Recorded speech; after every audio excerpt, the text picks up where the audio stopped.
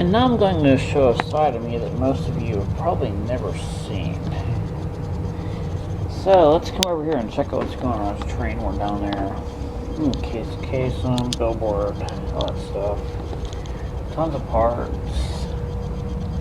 Yeah, you get the idea of what's going to go on here a little bit. So anyway, this is the little stage I built in the corner of my basement. And my collection of instruments from cello, viola, violin, mandolin, guitar, flute, recorder, trumpet, clarinet, piano keyboard, music stand, and basically all this. I tell you what, there's a heck of a lot of Pittsburgh pride in this stage here. I'm not going to lie about that. A lot of these bands and musicians are from Pittsburgh. A lot of these ideas, I mean, the list goes on and on. I mean, a lot of Motown came from Philly and Pittsburgh. Giant train whistle. Yeah, that's all that needs to say there. Oh, I tell you what, that is good stuff. I tell you what,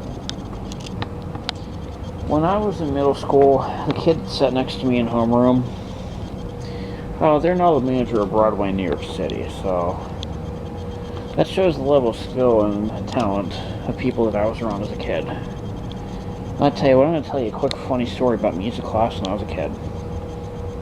We had these stations around the room with some basic keyboards, guitars, instruments, and we had to learn a routine in 3 class periods in our groups, and then we had to perform in front of the entire class, and our grade was based off our performance. And I tell you what, that taught us a lot of good stuff, and just not to be nervous to make a mistake.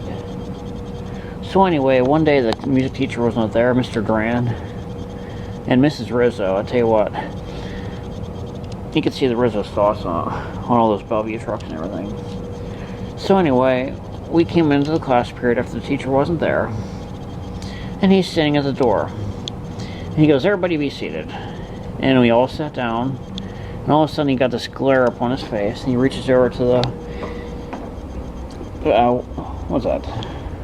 The tape recorder, which had a cassette tape in it. I tell you, I haven't used cassette tapes for decades. And he reaches down and hit play, and he hits play. And it basically plays the date and time of 1059 The X. And he goes, "Okay, I know somebody in this class period did that." Luckily, I had nothing to do with that, but it was some friends of mine that did it. It was actually the 3 people in that group. The one guy was the one that died at the road crossing over there in Penn Township. He was one of the people that got hit by the train, which is kind of a weird coincidence. I don't know what to say about that, but that was his group that recorded over the teacher's tape. And I tell you what, he was fuming.